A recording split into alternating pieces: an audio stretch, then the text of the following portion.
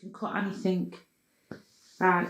I start everybody off with the same question and we'll go wherever we go, right? Okay. Tell me about your first night down the Reno. Wow. I suppose everybody says that. Wow. Gosh, I can honestly say I could not remember the first night I went to the Reno. Tell me what you do remember. Anything you in the early days. In the early just days. Like your impression of it. Right. I mean, I remember I used to, hang out with quite a few white girls who were from, say, like Droylsden, Openshaw, Earlham of the Heights, and, we used to go like Bellevue. We used to go to Bellevue. Yeah. We used to go to the Explosion in town. And, after Bellevue or wherever, we'd take a trip down, get a taxi down to my side. Really? We'd go to the Reno. And I can't remember what the tall black guy that used to be on the door with Uncle Lattie. Jinx. Was that his name? It might be. I can't be sure. Yeah. I can't remember his name, but they was on the door, and I remember, Uncle Lattie said, "Your father is downstairs. Your father is here tonight." And I thought, anyway, he'd go in there and go and have a good time, listen to the music. The music was just amazing. Absolutely amazing the music was. Seeing, like the older women, black, white, brown, whatever, all, dressed so sharp. Yeah. You understand me? The beautiful looking mixed race boys, you know what I mean? Like your Stan Finneys, like your Adge. Yeah, oh yeah. Remember Adge? Yeah. Larty Lawson and all those, you know what I mean? All those kind of older ones. To me, because they were, a lot older than me. I mean, I must have been about, 14, 15 when I first started to go down the Reno. And I think for me, the fact that it was underground, you know what I mean? It was like, wow, it was dead low and dead dark. It had a smell to it, you know what I mean? But that smell and the darkness and the low roof just created that ambience. Yeah. You know what I mean? It just created a beautiful ambience, you know what I mean? And you just felt so relaxed because you was amongst your own people, so to speak. Whether, there was, the white girls that I used to knock around with, you know what I mean? Whether there was black, whether there was white, everybody was kind of, you know what I mean? Kind of unified in a way, you know what I mean? We was brought together through the music. Yes. You know what I mean? And for me, it was a place now where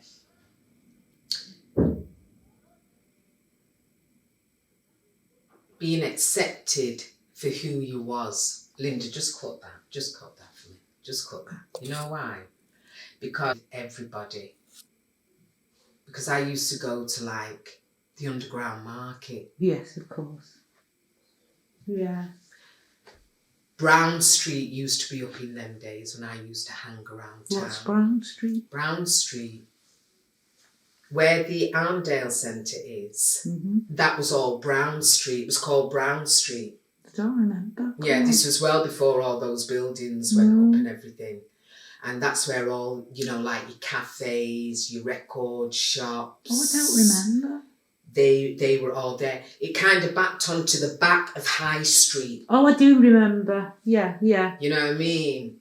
And we used to kind of hang around there, and we'd always go into Lewis's on a Saturday on the 5th floor, and all the mixed race guys and girls used to be up there, you know what I mean? And we'd have a ball, you know what I mean? Just all, like chuddering around town, you know, on Saturday afternoon and everything.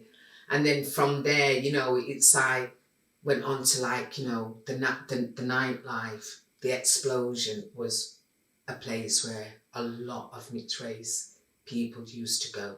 You know what I mean? With the big afros and this sharp. Well, I'm not part of any of this. Go on, I'm all jealous now. Go on. Yeah, I mean, it was, you know, really, really top club to go into, you know what I mean? And so, you know, being in the Reno where there was all these other mixed race, I'd already had those other experiences through going to, you know, hanging around town on a Saturday afternoon, going in Lewis's cafe, going to Explosion, going to Bellevue. So, you know what I mean? I kind of already had a connection with a large amount of mixed race, you know what I mean? Mixed race people. And coming from Salford, you know what I mean? I'm wondering how you've got this connection. Go on. Through some of the white girls, not the ones that I just mentioned, but some of the white girls that even used to live in Salford, that used to like go to St. Will's. We used to come down to St. Will's. In Hume. Yeah. I can't even remember how old I was then.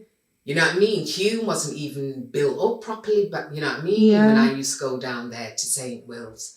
And what was that club on top of the Co-op on Platt Lane? The Poppin'. The Poppin'. I used to go in the Poppin'. Yeah. You know what I mean? Yeah, Milton Willis and Laura Willis and them kind of people. You know what I mean? So, you know, going into the Reno then, it was all that mixture of people that I would be seeing in there. But then again, I'd be seeing the older ones, like the ones I've just mentioned, like your Larty Lawsons and all them lot. And you know what I mean? They were sharp. Yeah. They were sharp. You know what I mean?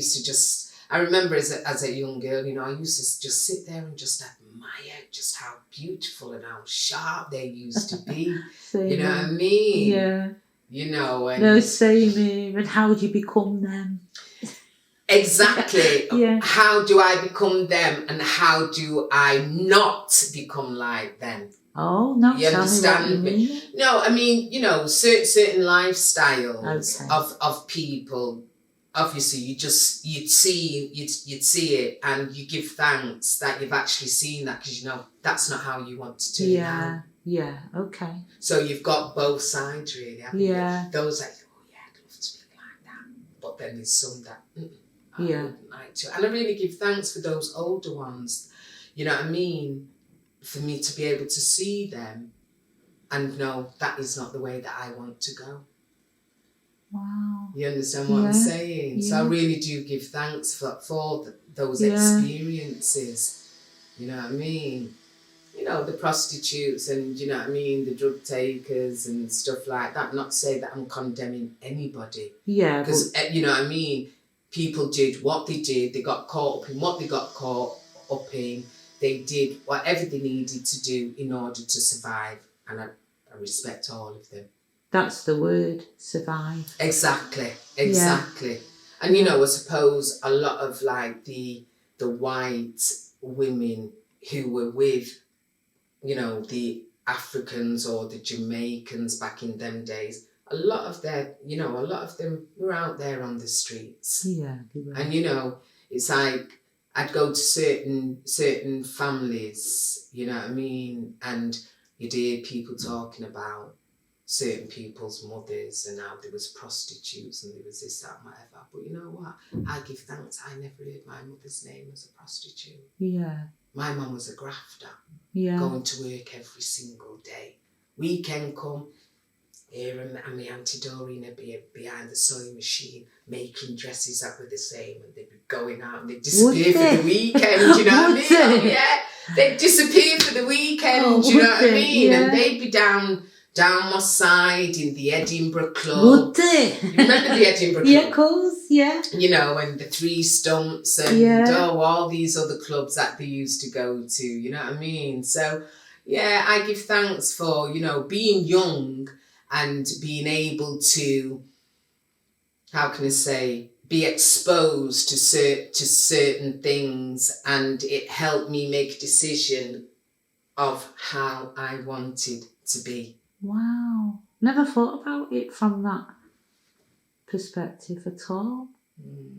You know, like at the value of it, actually. Exactly. Yeah. And I think, you know, at the time, you're not really conscious of what is actually going in, but, you know, like as you get a little bit older and you start to analyse certain things, you think, wow, I really give thanks for that example. You know? Yeah. Yeah. But yeah, the Reno for me was a very, very exciting place in the sense that every walk of life would pass through the Reno. Yeah. From your actors, from your bad boys, you understand me? Yeah, you know what I mean? It was just an amazing place and an amazing time to be part of. You know what I mean? Helen, it also did, as you're talking, it also did this other weird thing to me. That, you know, like you're saying, like you'd be in the family and your mum would go, or whoever, you know, like all them prostitutes and whatever, and they paint a picture of like these like not human people. But then to be in the arena with these people, it showed me another side of humanity and an acceptance. Do you know? Am I making sense? No, you're definitely making sense. Yeah. Because once, like what you said earlier, the word is survival. They did whatever they needed to do in order to survive, in order to put food on the table for their children, in order to maybe keep their man. Yeah, true. And I think we've also got to accept that through the discrimination and everything else, it wasn't as easy for our fathers to necessarily get work. Right. And they were stowaways, so they wouldn't have paperwork to be able to get jobs. They wouldn't have insurance numbers and things. Exactly. Yeah. Exactly. But in saying that, I remember my dad showing me, I think it's, you know, the art gallery in town across the way from the town hall. Yeah, the big art gallery in Manchester. My dad said that's where they used to have to go and get registered. Oh, okay. So they got to get accepted into the system? No, to get registered. When I say get registered, you know, like how we you know, like nowadays when the refugees come. Yeah. I mean, I've worked with refugees, so I know this, and you know, I've already made that connection. When the refugees come, they come with no papers. Yeah. So therefore, what the government do, they create a date of birth for them. Oh, okay. And they give them a national insurance number. Right, okay. And that's where my dad said that he had to go and register. Right, yeah. And then they can live a normal life. So-called normal. Why are you saying that? Well, I mean, you know, it's like when you look today, you know, like in Germany, you know, one of the why their economy is the way it is, because that's one of the first things they do with the asylum seekers. They give them a national insurance number, so therefore they can go out to work and start paying taxes to the country. So it was all part of, you know, building once again the so-called empires. You know what I mean? But in you know, not by selling slaves now. You know, these people are there legally and they've got a national insurance number so they can start paying taxes to the government. That's fair enough though, because if you're living in the country, I suppose you need to pay. Yeah, I'm not, you know, but I'm just saying, you know, for those people that didn't have papers, you know what I mean? You know, they create an identity for them and they still do that to this very day. Oh, okay. Right. You know, if you look at quite a few of the asylum seekers, you know, and you ask them when the birthday is, they'll tell you it's like the 1st of January. Because that's what that is the date of birth that the government give to them. Oh, I had no idea. Yeah, as I said, because I've worked with refugees and I made that connection. Oh wow, they still do the same shit. I mean, the same system that they had when my dad came here. In 1935, 36. They're still using that same system to this very day. Tell me one of your best nights in the Reno. One of my best nights in the Reno. Boy. I think every night was a great night. Everybody in the Reno. says that. Yeah, you know what I mean? Yeah. Every night was a great night in the Reno. Tell me something absolutely really funny that you've seen that you'll never forget. Well, I remember one night, you know what I mean, dancing away now with my son's father, Curtis Benjamin, and, you know, it's having a good little dance and come off the dance floor and can't remember who it was either Stella or it was Janice that said, yeah, McClardie, come here. And they dragged me into the toilets and pushed me in front of the mirror. Because we'd been whining, right? My afro was flat on one side. Oh, man. All us women, man. Our hair, man. Exactly. Our hair was everything. It was life or death. Gosh, those afros, man. Seeing some funny shaped afros back in them days, you know what I mean? Yeah.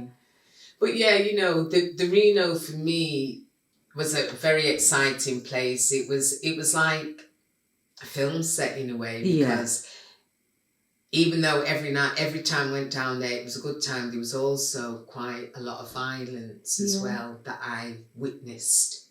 Okay. And seen a lot of blood being shed. Did you? Like what?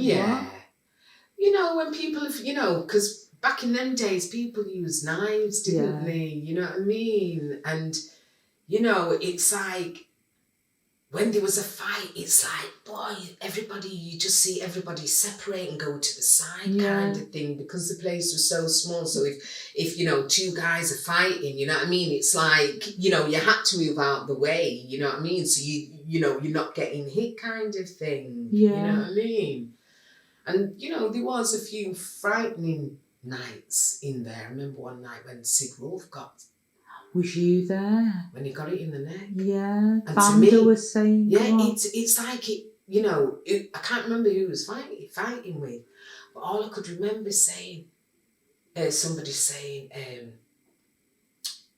Sid, you're losing too much blood, losing too much blood, and it's as if they touched, you know, hit the jugular. Yeah. Because the blood was just splurting out everywhere. It was horrible. What was he doing?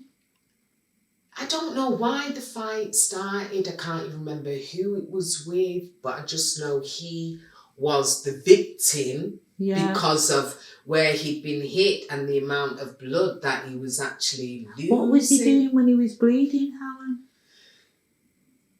I don't know if he was totally intoxicated. When I think about it, you know what I mean? He was just like Iron Man, like stood there, you know what I mean? Yeah. Just being him, really, you know what I mean? It's as if I could still see his expression. Yeah. Like, you know, might be cut kind of thing, but you know, you can't put me down kind of thing. And that's why the person is saying you're losing too much blood. You need to take it serious. Yeah, you know what I mean? You need to get you to the hospital. Yeah. You know what I mean? Wow.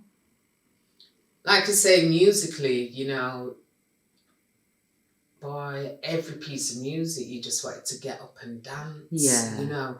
But what always surprised me, Linda, was the fact that Persian never spoke. He does now, but go on, I know. And I remember one time I went over to him because, you know, I'd always, you know, go request certain music, you know what I mean? And I remember saying to him, Persian, why don't you ever talk? What did he say? And he said to me, he said, Helen, he said, when I play music, from one person gets on the dance floor, that is my customer. Oh. And I play to my customer, hoping that my customer now will attract other customers. Wow. Yeah.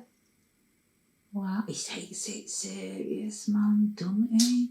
But that's why he was good as he was. Of course, because, you know, he didn't have to talk. He read the people. Yes, exactly. He had the ability to read the people and know what music to put on next to keep those customers there No, you're dancing right. on the floor. Because I just got a proper whack then of how red hot it was. Do you know what I mean? It'd go red hot, wouldn't it, Helen? Yes. Do you know what I mean? And you'd hear one track and you'd be like, you know, carrying on with yourself. Yeah. And then the next one would lick in and you'd be like, oh my God. Yeah, you could move. You know what I mean? Yeah, it was like electric, wasn't it? It was amazing. Absolutely amazing.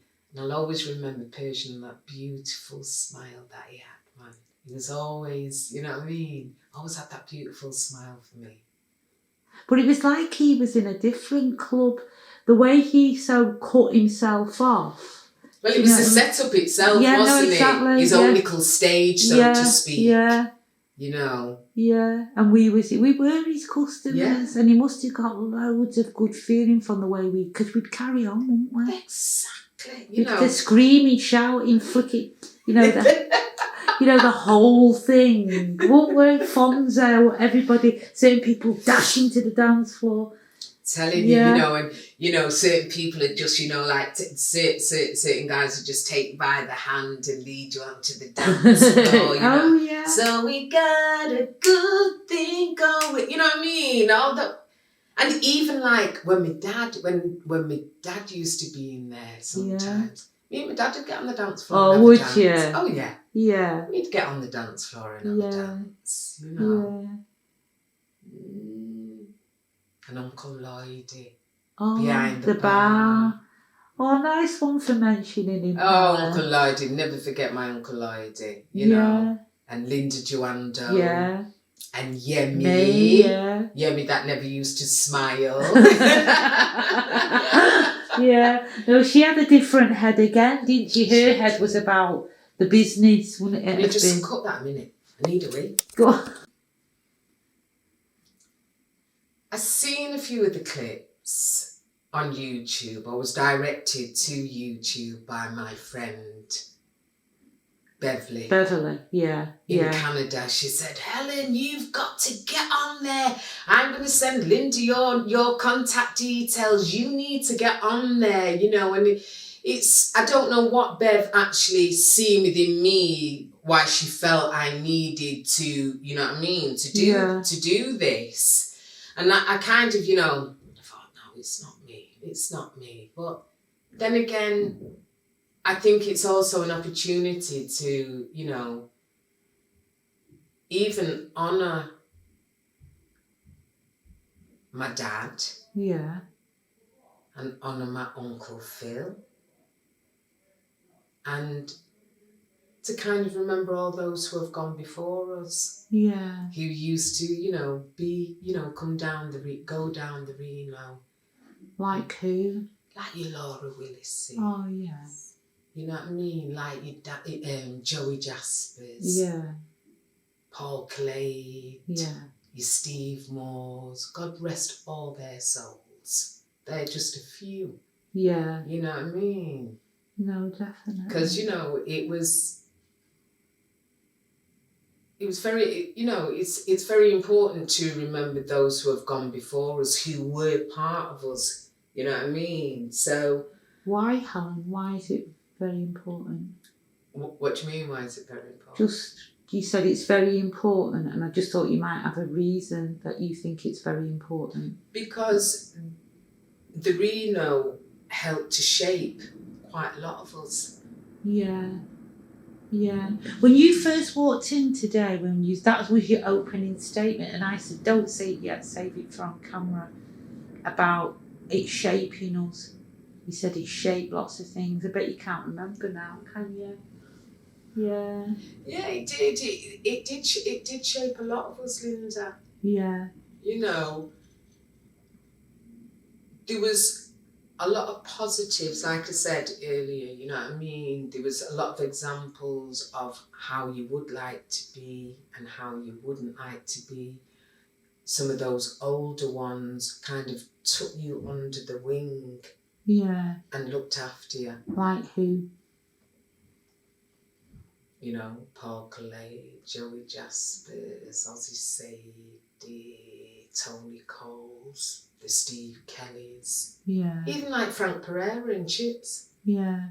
I remember you know, a Saturday, all the Prairie's kids would be kind of rounded up, you know what I mean? And Steve Kelly and Alima, and then we'd all be in Chinatown in the day, all sat as a big family, having a big meal.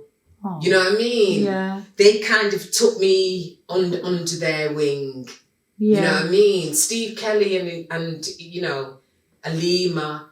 Oh, they used to really look after me back in them days. Dressed me in the silks and the cashmeres. And, you know, always making sure financially that I was looked after and everything. You know what I mean? Why that? Why? I honestly don't know. I honestly do not know. You know, it's like, I used to live around the corner from Steve and Steve Kelly and Alima. Right. And when I got my first house in Moss Side. Right. And, you know, I was always flicking backwards and forwards to their house. I knew Alima through another close friend of mine, God rest her soul, Julie. You know, and they just used to look after me. You know, they just see me as this young girl on her own with this little baby Curtis, you know what I mean? And they just looked after me. Yeah. They just really did. You know what I mean? So what would you do? Just arrive with a top, or, you know, like, oh, here's a No, because I was around them. Yeah. I was around them. So, you know, if I was going out, you know what I mean? Alima, you know, or Alima had bought some new stuff. She'd say, yeah, love, you hold that. You hold that. Because there was top shoplifters, that was it. There was top shoplifters. Okay. You understand me? And dress, they always had the best. Okay. Alima and Julie and Sally, they always had the best. So, you know what I mean? I think that's, you know, why I ended up having the clothes that I did back in them days. Yeah. You know what I mean? But yeah, they, you know, come on, McClardie, come in with us. We're going into Chinatown for dinner today. And, you know, it was lovely. Yeah. Really, really lovely the way they looked out for me. What was your dad doing in the Reno? Well, my dad used to have a gambling house back in the days. Oh, okay. This was before I met my dad. He had a gambling house up in Cheat Mill. Okay. In Bellingham Street. You know, so my dad was a gambler. So, you know, in the Reno, they'd had that little side room where they used to, you know, gamble with Ganyu. Yeah. And, you know, all the others that used to be around the gambling table. You know what I mean? So, yeah. And my dad and Uncle Phil, you know what I mean? I think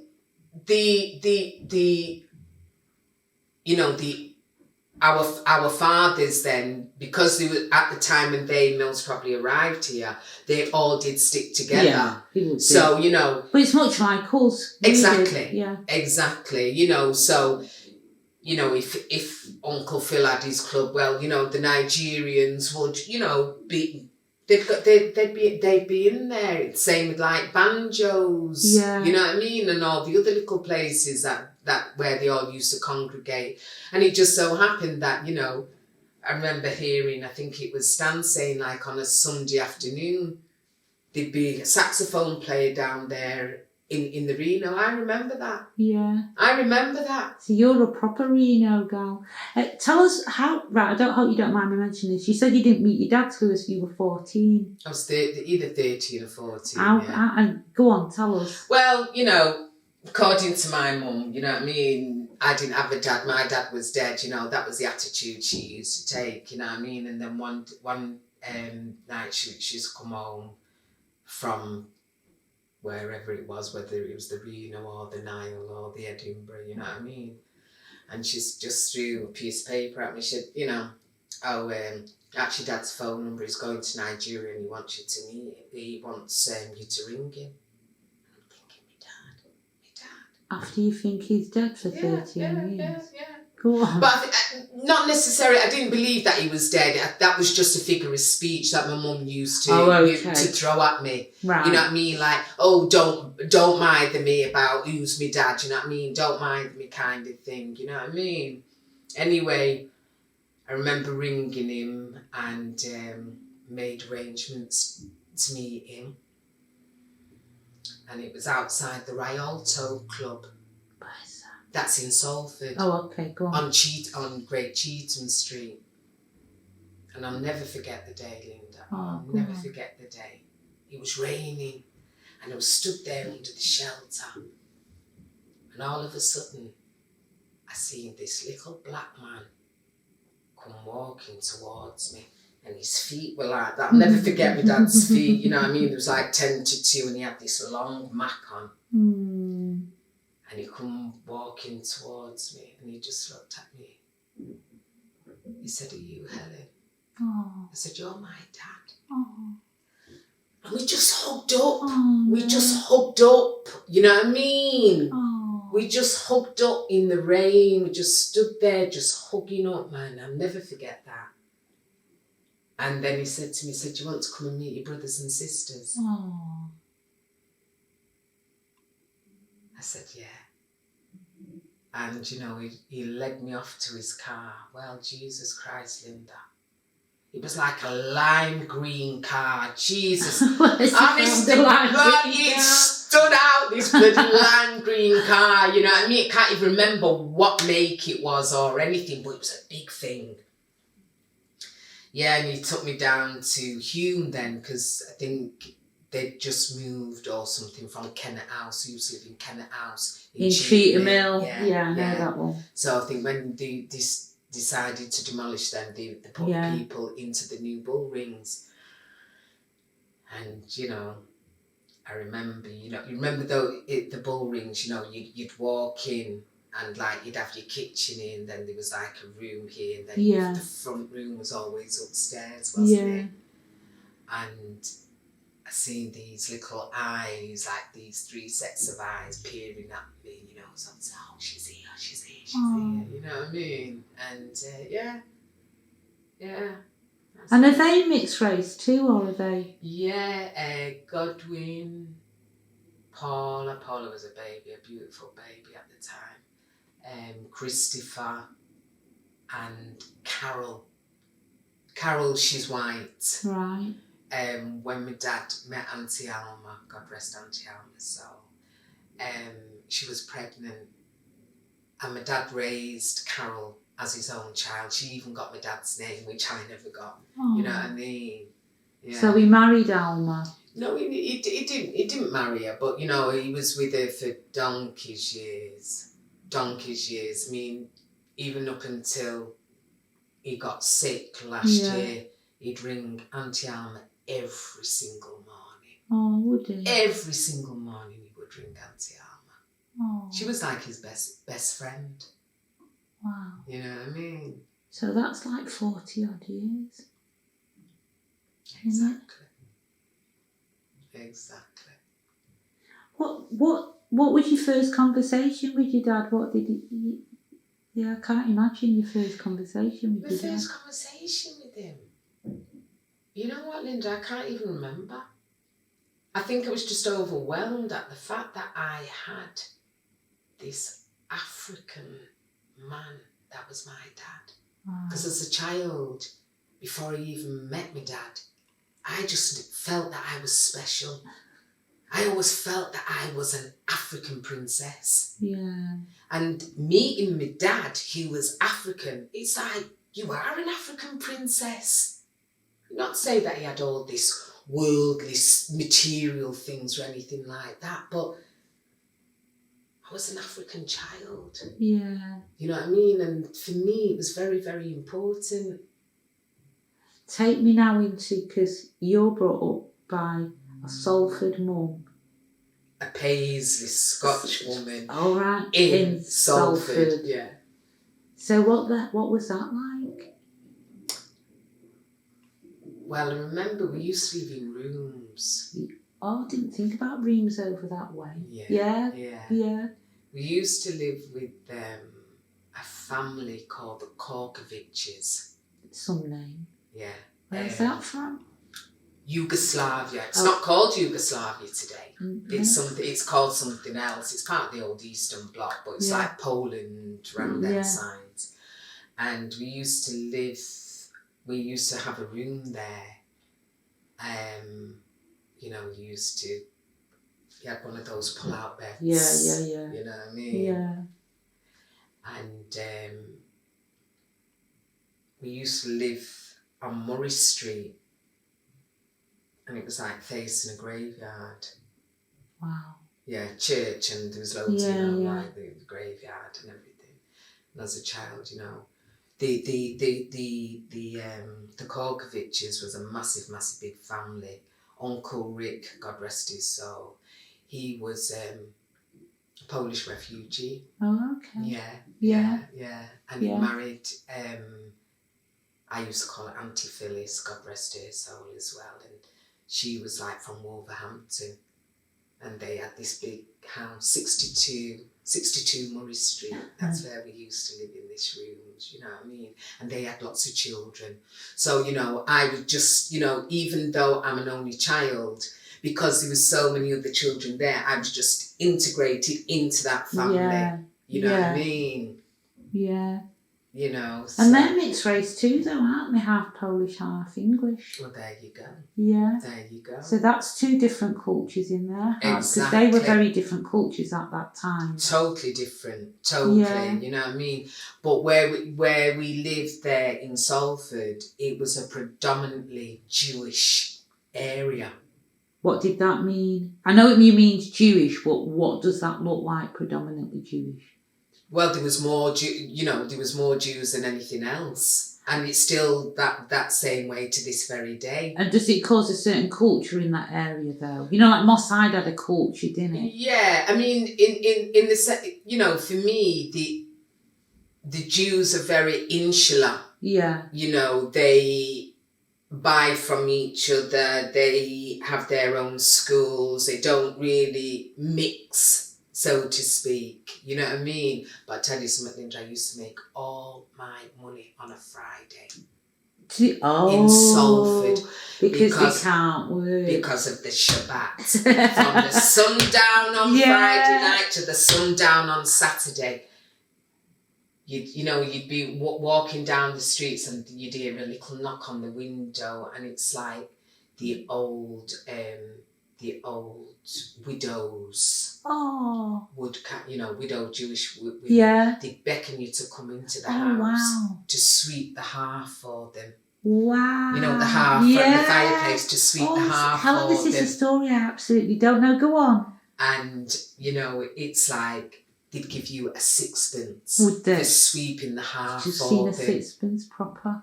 Sixpence was quite a lot to sweep the hearth. It was a bloody lot of money. Yeah. You know what I mean? But I would always make the most money on a Friday night. Yeah. Because I don't know why they always used to beckon me to come into the house to do it for them. You know what I mean? But hey, I used to have plenty of money in my pocket. But equally, I was a naughty girl. I was a very naughty girl. Go on, tell us. I used to go Jew bashing. We used to call it Jew bashing back in our days. Oh no! You know what I mean? We'd go past the Jewish boys and knock the skull caps off and pull the ringlets, and it just horrible. Was there a reason behind this? I think really because they were so insular and they yeah. didn't really want to mix. It's like, who do you think you are? Yeah, what I mean? We all live in the same environment. Why don't you want to mix? But obviously that was my limited understanding at the time, because like I said, even to this very day, they are still very insular. Yeah. I mean, my mother still lives slap bang in the middle of the Jewish people. And and even when I'm driving up to my mum's, you know what I mean? You see them all, and it's like going to the shops. I remember one time I'd come back from Israel. This was in 2000. You came back from Israel? Yeah. Okay. I went to Israel on a health conference. Yeah. In the year 2000. And I remember coming back, and I love bagels. And for me, the Jewish people make the best bagels. Anyway, I went into the shop, and I think when you greet somebody in Hebrew, it's Bogatov or Lila Tov, or you know what I mean? Yeah. Anyway, the guy behind the counter turned around, he said, "Why are you speaking that language?" I said, "I'm just trying, I've just come back from Israel." And he said, you just speak your own language or something like that. I had my bag of bagels in my hand. I threw the bagels at him. I said, stick your effing bagels up your ass. I was so angry. Yeah. You know what I mean? Because throughout travelling, you know, like when people see that you're making an effort to speak their language, usually they kind of welcome that. Yeah. But he was so defensive as to say, you know, don't you dare try and speak our language. But guess what? They're imposters. We're the real Jews. We are the real Jews, not them. They're imposters anyway. Let's not go down that. Just break out there and then go. Let's not go down that road. Yeah, let's not go down that road because I don't want to offend anybody. Oh, okay. You understand me? I really don't want to offend. You know, but growing up in Salford, you know, there was maybe one or two black families. The Warren family was one. Can't remember who else. Oh yeah, the Sibthorpes. Yeah. Angela Sibthorpe, John Sibthorpe, Victor Sibthorpe, God rest his soul. You know, they were like my bigger brothers and sisters. You know what I mean? And you know, they always they looked out for me as well. You know, when it was like sports day at school, at junior school, they'd always come to the sports field and always egg me on and everything, you know what I mean? Why was you good at sport? Well, I think which black kid or you know what I mean, wasn't good at sports. You know, your school teacher always used to push you into the direction of sports, you know what I mean? Because obviously that's all they ever seen us capable of doing. No, it's true at back that in time. them days. No, it is true of that time. You know what I mean? But, you know, there was never much of a cultural identity. Yeah.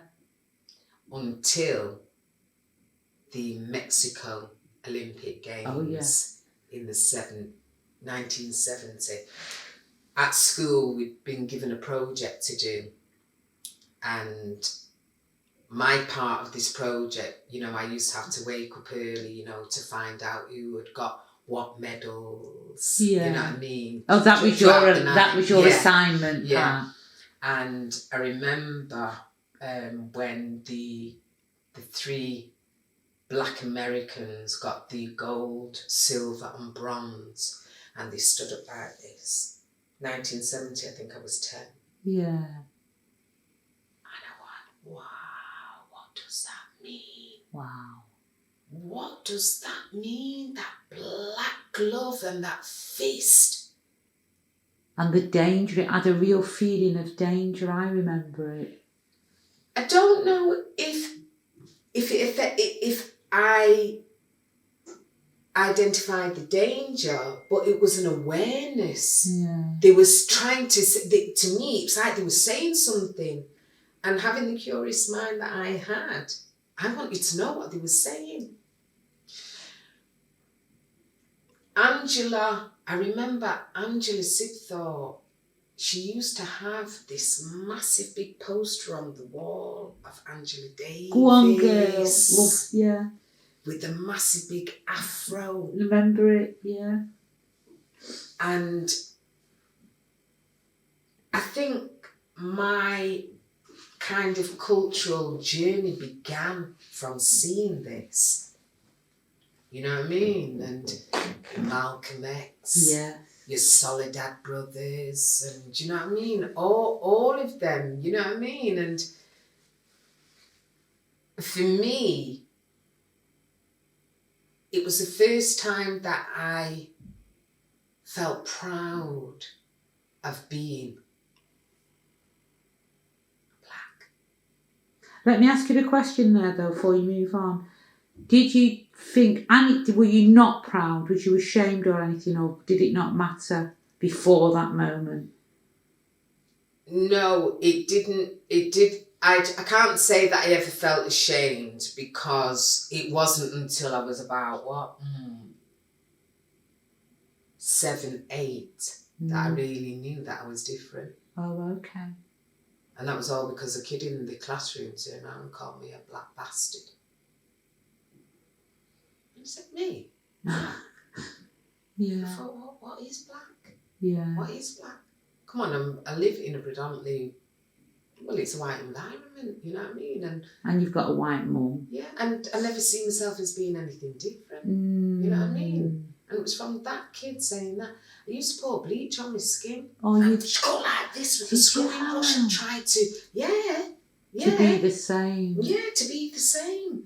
But seeing that, I embraced who I was. And all that was around. Definitely. I'm sorry, I'm a bit shallow, but I did like the outfits. I loved the berry, you know, and the black leather coats at that graveside. You know that picture? It's like, man, that is cool. Amazing. That is goddamn cool. You know what I mean? Yeah. That leather glove, man. Yeah, and then just, I don't think I was politically aware about, black and I'm getting in on the vibe. But I thought, oh man, I can look like that. I can have an afro. I could, do you know what I mean? Yeah. I think well, not all of us, but loads of us must have felt that way. Definitely.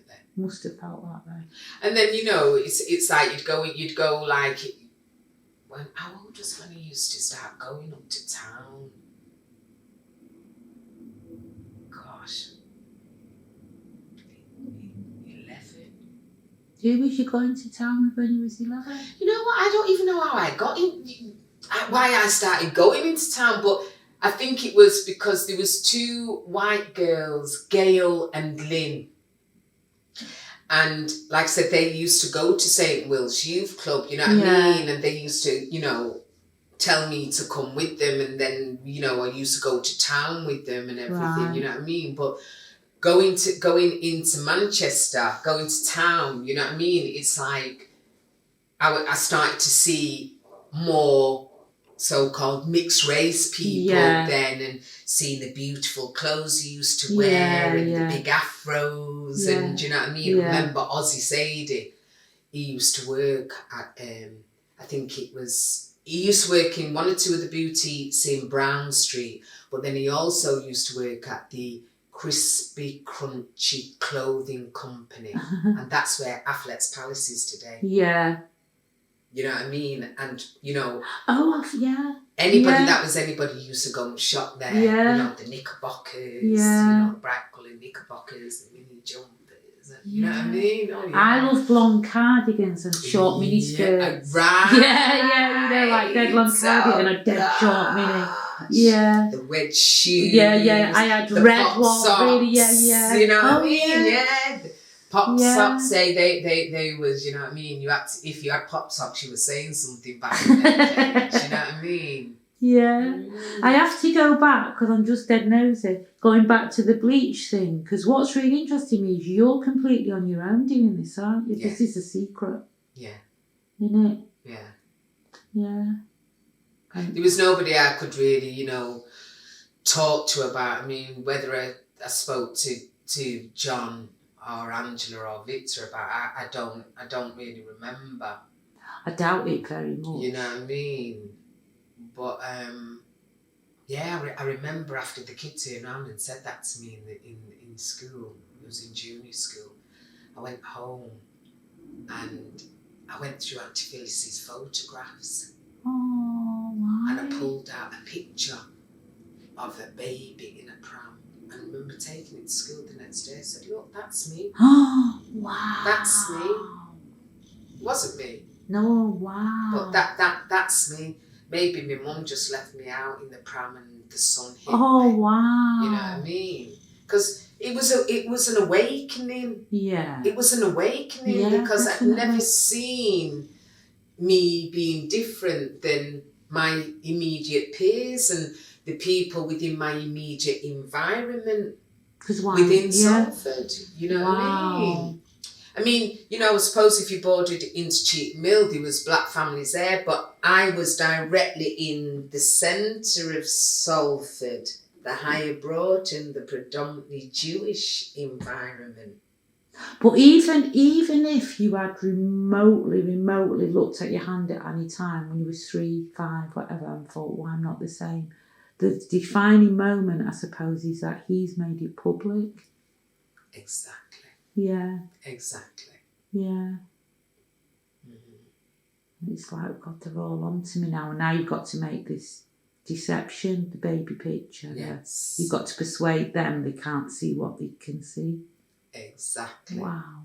But then a couple of years after that, maybe 2 years after Yes, that, the black Olympic power. Games, Yeah. you know what I mean? From not having no identity to an Fuck identity. you, baby, you I'm know what better I than mean? you. Fuck you, man. I can grow an afro and I'm cool. Yeah. And look at me brethren them on Brown Street. You know, and Yeah. then, you know, a couple of years after that, and, you know, the perception that I always had of being an African princess and then meeting my dad, you know what I mean? All your dreams, man. You know, I was just budding, you know what I mean? Wow, all your dreams are coming true. Yeah. All the things that, because you got two secrets on. You got the secret of, oh God, I hope nobody's seen that. Actually, you know, that I'm a bit brown. But, oh my God, I'm waiting for my African, you know, my African king to come and make me princess. My chief, my papa. Oh. My papa, God, you're my picking. Oh. Did he ever say what made him, did he ever say what made him come for you? Because he could have not come for you. Well, he was going to Nigeria. He was going back to Nigeria at the time, because that's one thing about my dad. You know, my dad frequently went back to Nigeria. I mean, I went with him 3 times to Nigeria. My last trip was on my 50th birthday. My children threw a surprise 50th birthday party for me down at the Revolution on Deansgate Locks. Yeah. As soon as that party had finished, I went home, changed my clothes, and got on the plane yeah. and met my dad in Nigeria. Because my dad had travelled before me, and my dad bought me the ticket, you know, and that was for my 50th. That was our last visit together to Nigeria, you know what I mean? Oh. But why, you know, he wanted to seem, like I said, you know, he was going back to Nigeria, but he wasn't going for no long period of time, you know what I mean? But I suppose he just, you know, see me mum and just use that opportunity to say, well, I want to meet Helen. Right. You know what I mean? But my dad said, you know, when you know, my mum got pregnant with me, you know what I mean, she more or less kicked into the curb. She just didn't want anything to do with it. You know what I mean? But my dad said he remembers coming to the hospital to see me when I was first born. And he said he could hear my cry as he entered the hospital. You all know your own kids cry. You know what I mean? And he said, you know, as soon as he came up to me, you know what I mean, and held me, he said, I just immediately shut up. Oh. Oh, so the little baby, I'm a right romantic. The little baby's been waiting for this man to come back. So, yeah.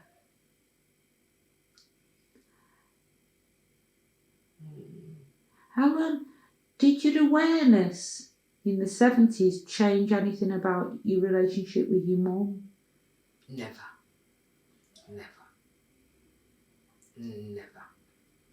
I mean, my mum, for me, you know, I personally give respect to every white woman who had mixed-race children, because they went through hell. They went through hell. My mum didn't really go through hell in the sense that all her family was in Scotland. And, you know, she cut off ties with them from she left when she was about 20-something, in the middle 20s, you know what I mean?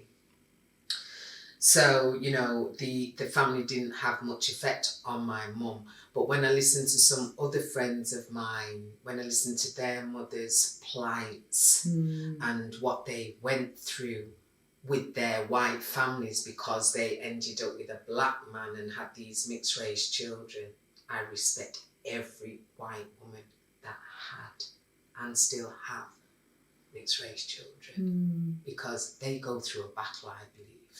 They really do. You know what I mean? You know, they lose out on their brothers and sisters or their mum and dad.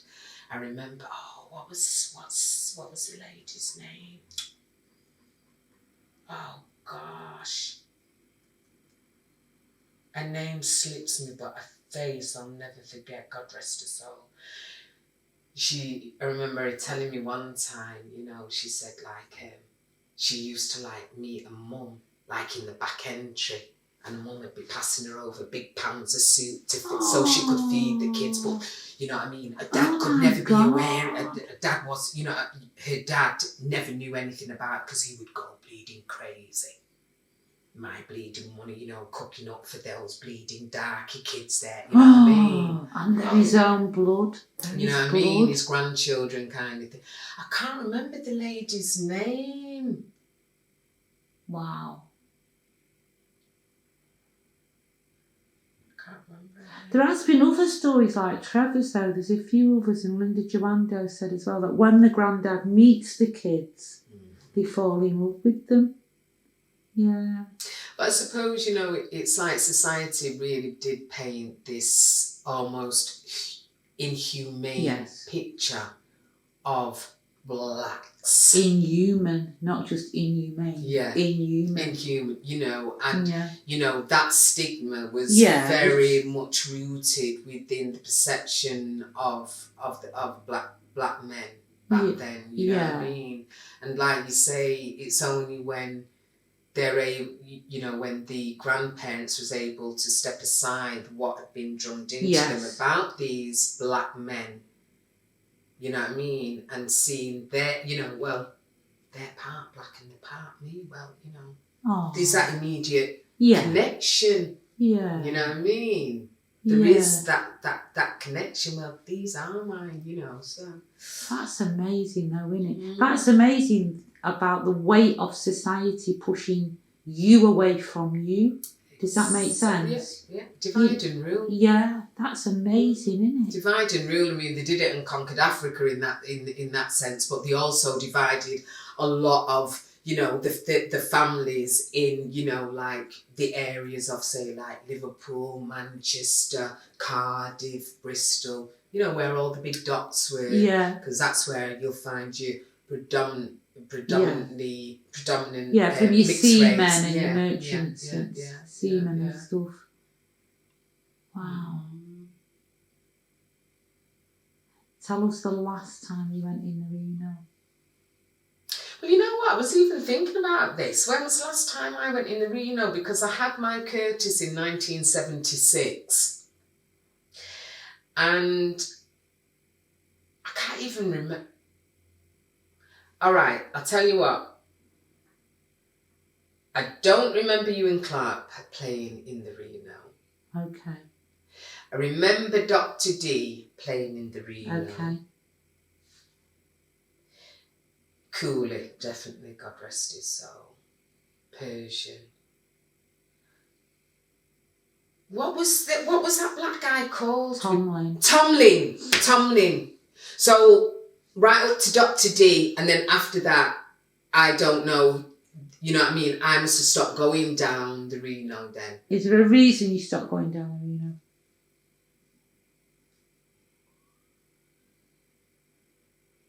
I don't even know, Linda. Yeah. I'm a bit like you. There's no specific. Just I wasn't enjoying the music.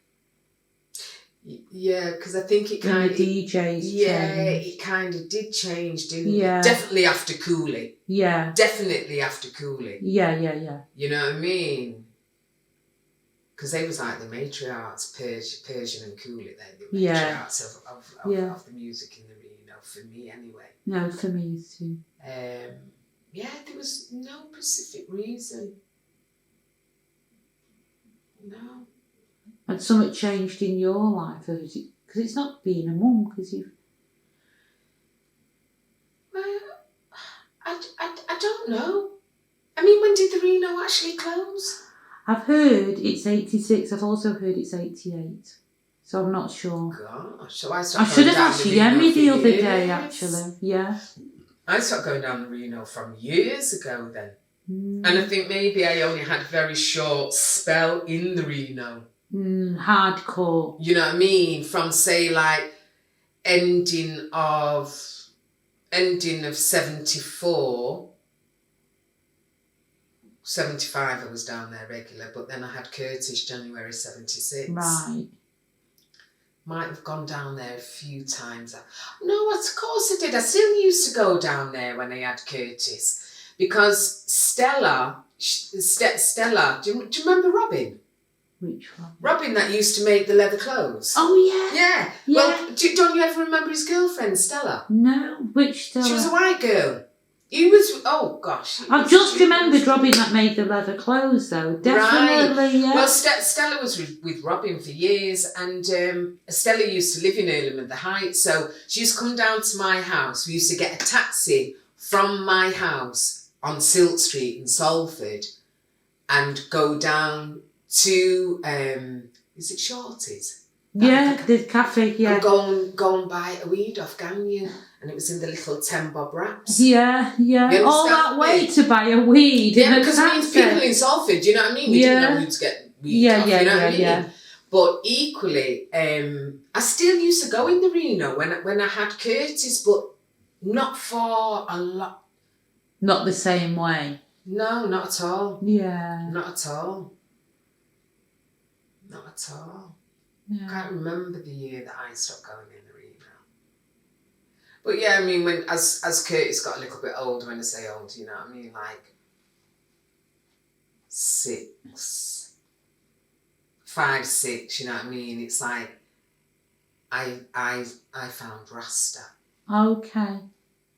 You know, so my path kind of diverged. Yeah, it definitely did, because you know, it's like this was all brand new to me. You know what I mean? And I remember, like Ozzy asking me something that was written about what was written in the Bible. And, various other people had fired questions at me. And I was, you know what I mean? I couldn't answer. So I just felt I had to separate myself away from everybody to find what it is within Rasta that I was connecting to. You understand me? So I basically cut everybody off. Right, go back a sec. Was Ozzy asking you because you was into Rasta about the band? Yeah. Oh, okay. Yeah. Right. Yeah. So are you still seeing Ozzy in the Reno? Or are you just seeing him out and about when you get into? No, because I mean I'm still moving around in the same kind of circles, but you know what I mean? Yeah. I still, Carol Brennan, she's like my big sister, you know what I mean? And, Ozzy still used to come round and that, and, various people would just be throwing questions at me, you know what I mean? Because you've come out, I've had this journey, this spiritual journey. Right. Where you come out, you're young, aren't you? Yeah. And then mine was about meditation, and I still practice meditation, and the guy's called Prem Rawat and that.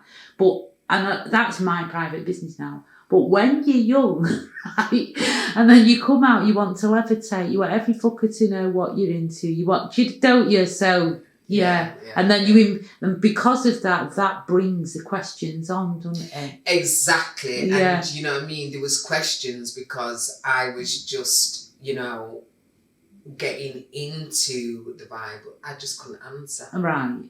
You know what I mean? I was just finding Rasta, and I couldn't give them the answers that they were necessarily looking for. Yeah. So I just knew that I just had to kind of separate myself to find who I was. I know exactly what you mean. I've done a very similar journey myself. And it's good to come back to me. People, I know it seems like a long time, but I need it just exactly what you just said.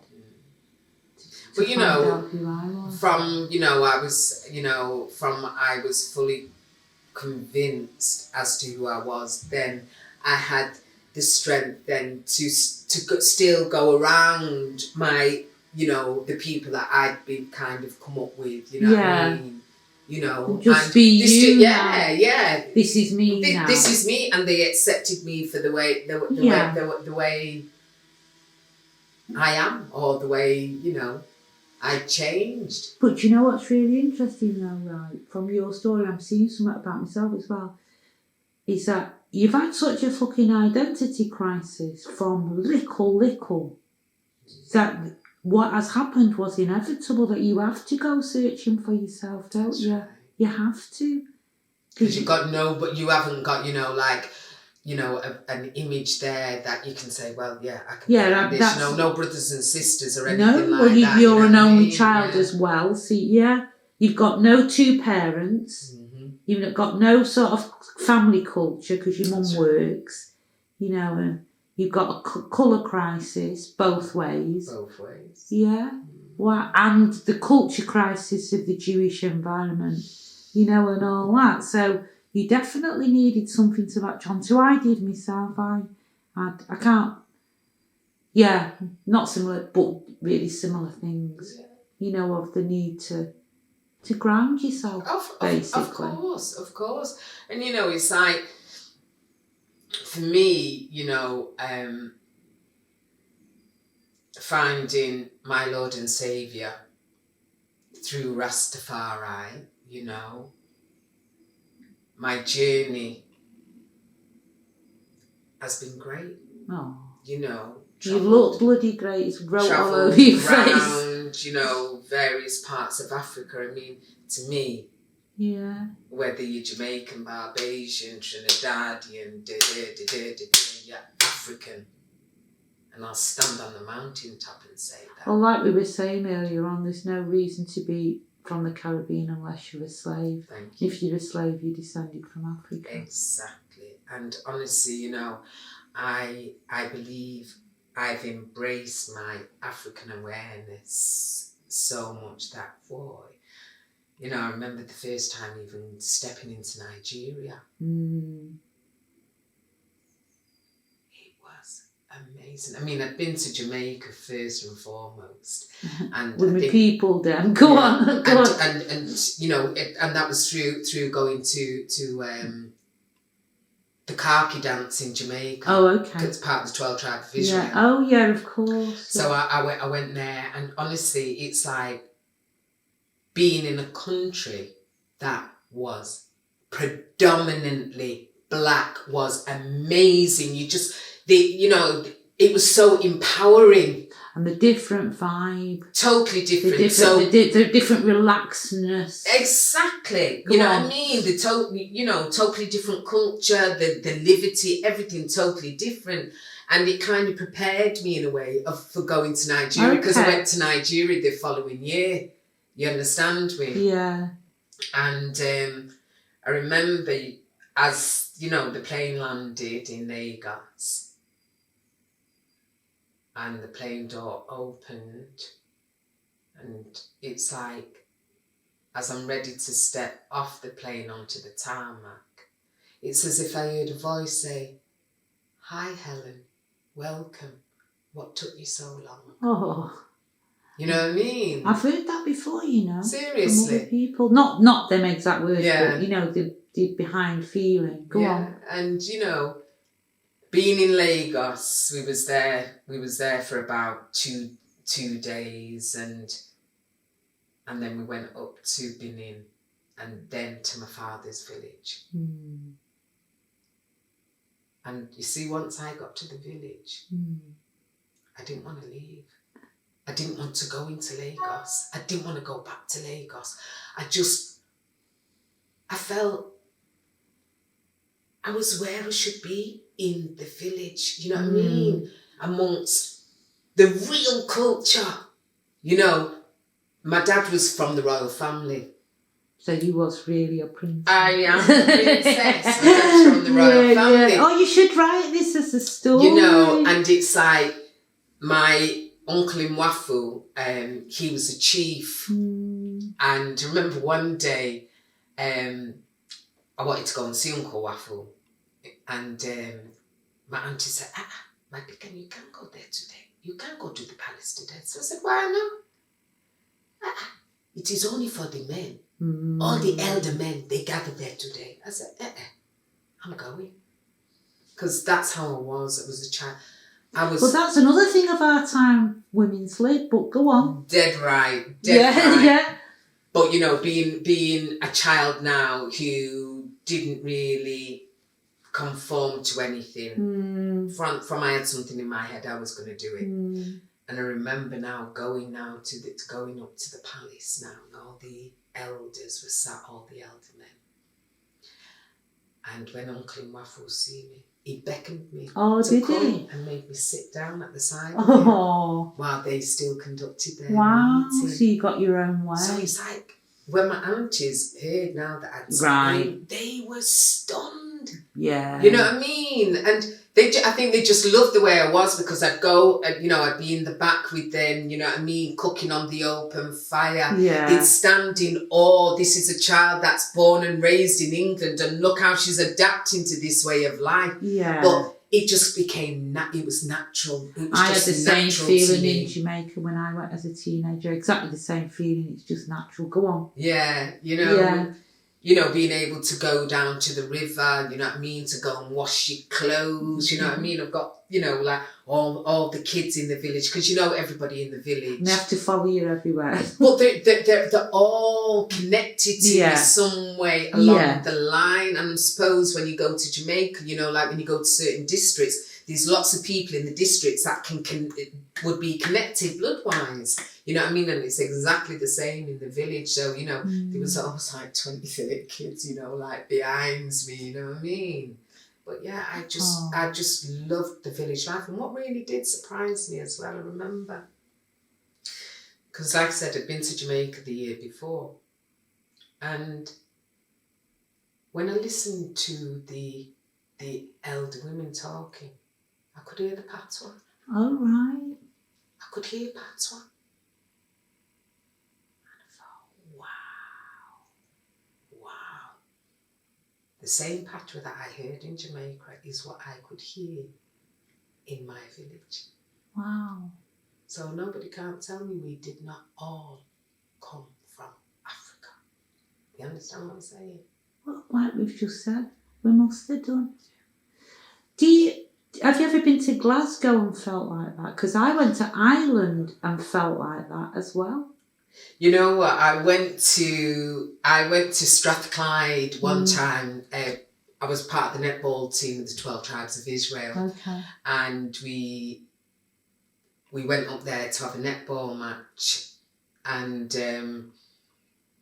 so I never mingled, I didn't go into Paisley where my mum was from, you know what I mean? And we stayed in, some hostel or something like that. But no, I didn't feel... Right. I've never really felt a strong affiliation to Scotland because, number one, my mum didn't have that connection with their own family there, you know what I mean? So there was nothing me to gravitate to.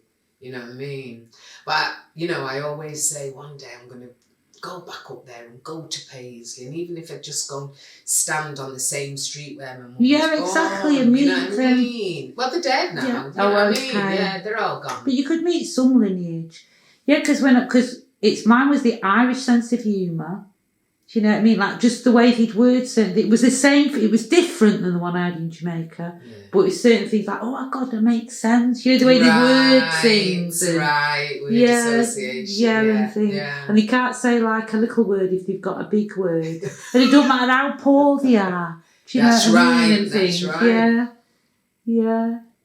But yeah, getting back to the Reno, as I say, I really give thanks for that experience. Likewise. Because that experience, I could never have experienced that or learnt about that in a university. True. Or in a book. Well said. Yeah, you understand me, And you were no longer isolated. Exactly. Yeah. Exactly. Are we done? That seems like a good place to end. Yeah. Thank you, Helen. I loved it. You're welcome. Thank you.